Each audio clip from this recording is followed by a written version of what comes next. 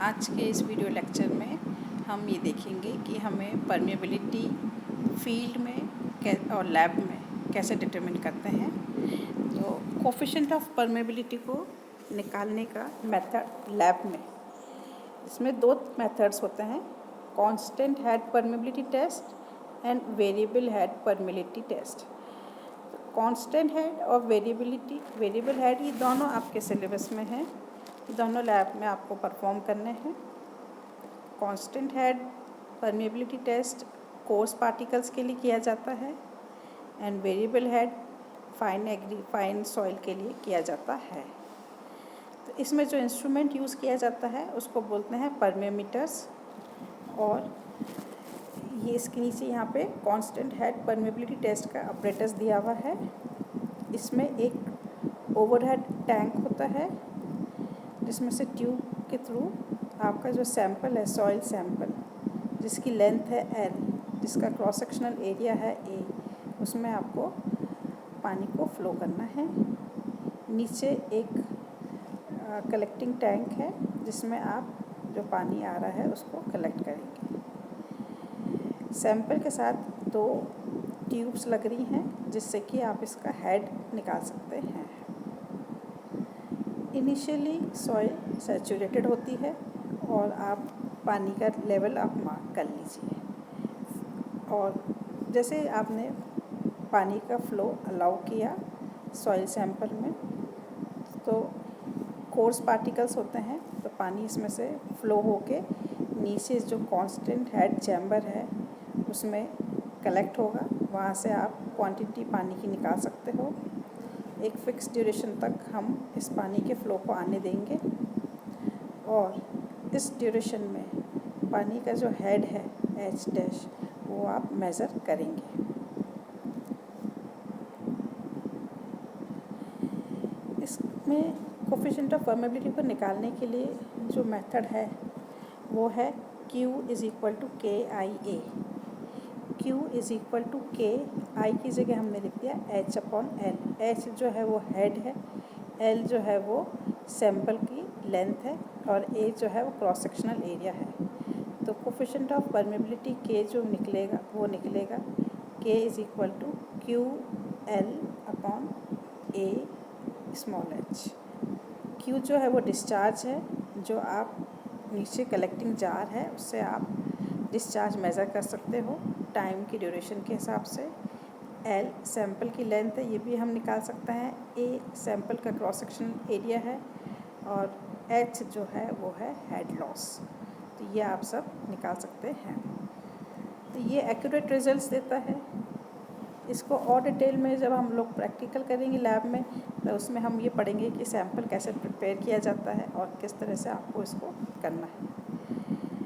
फिर fine grain soils के लिए जो ऑपरेटर्स यूज़ किया जाता है वो है वेरिएबल हेड परमेबिलिटी टेस्ट। इसके अंदर जो आपका सप्लाई टैंक है उसकी जगह यहाँ पे ट्यूब्स होती हैं, क्योंकि फाइन ग्रेन सॉइल्स होते हैं उनमें पोर्स कम होंगे तो पानी का फ्लो बहुत कम होगा।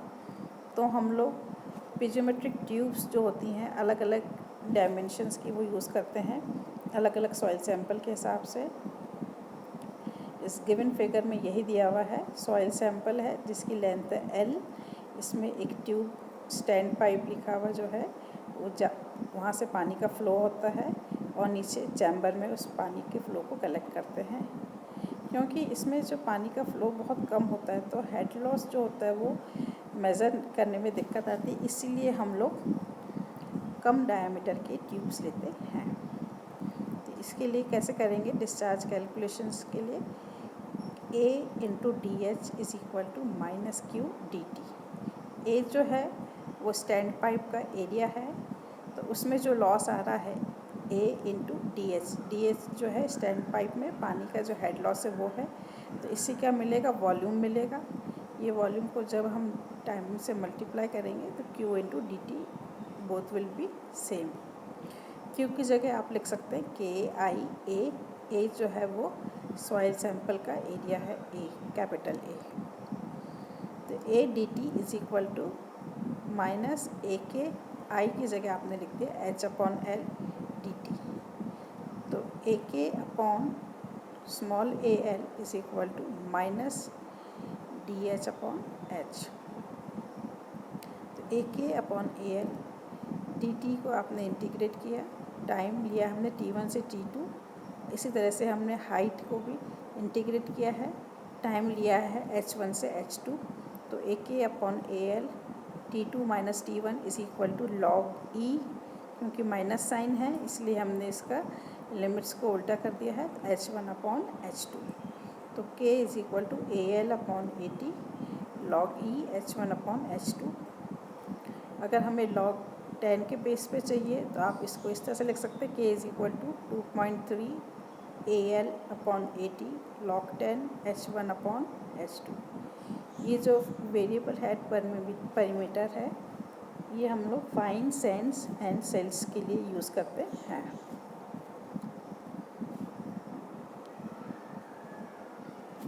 अब है permeability of stratified soil deposits. जब सॉइल डिपॉजिट्स कई लेयर्स में है तब उसमें कैसे परमेबिलिटी निकालेंगे। गिवन फिगर में आपकी जो सॉइल है वो 2 लेयर्स में है, लेयर 1 एंड लेयर 2। पानी का जो फ्लो का डायरेक्शन है वो लेयर्स के स्ट्रेटिफिकेशन के पैरेलल है, parallel to planes of stratification. तो इसमें आपको निकालना है कोफिशिएंट ऑफ परमेबिलिटी। तो क्योंकि हमें पता है कि जो टोटल डिस्चार्ज होगा वो दोनों लेयर्स में डिवाइड हो जाएगा, तो Q is equal to Q1 plus Q2। फिर हम लोग यहाँ लिखेंगे Q की जगह आपने लिख दिया KIA, K जो है KH लिख दिया, KH मतलब horizontal, I into H, H जो है वो H1 प्लस H2 हो जाएगा। टोटल एरिया निकालना है, एरिया की जगह मैंने थिकनेस ले ली और वो यूनिट थिकनेस मान ली। सेकंड जो है Q1 की जगह आपने यही लिखा है K1IH1 और Q2 की जगह आ जाएगा K2IH2।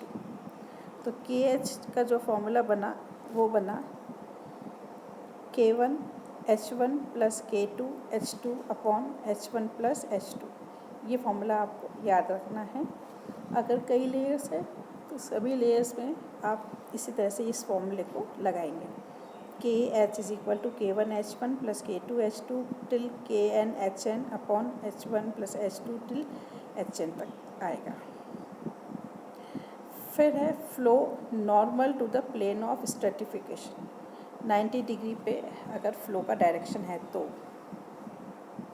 गिवन फिगर में सेम 2 लेयर्स हैं, दोनों की हाइट H1 H2 हैं, दोनों की कोफिशिएंट ऑफ परमेबिलिटी K1 और K2 है।